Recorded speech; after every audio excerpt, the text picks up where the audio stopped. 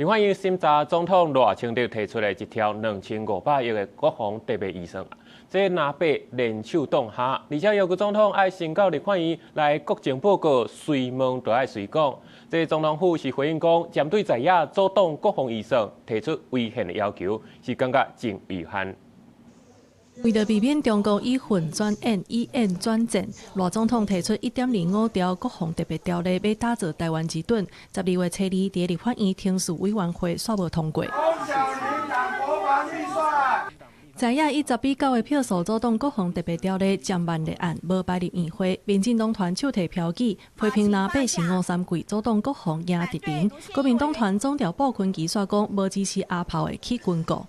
国民党跟民众党针对所有保护台湾的法案或是预算，都在挡一挡再挡，而根据他们自己提出来的卖台法案呢，就一路的冲。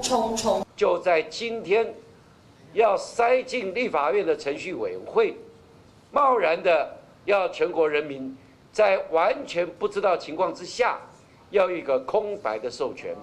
那被要求赖总统先去立法院进行各种报告，讲清楚这台湾目前的威胁，也有预算要买倒一寡军事装备，也坚持随问爱随印。不过，民进党团表示，随问随印已经违宪。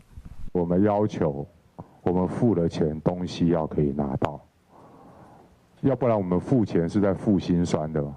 总统愿意在合法合宪的前提下，到立法院就国政方针以及国防特别预算向国人报告，也争取国会的支持。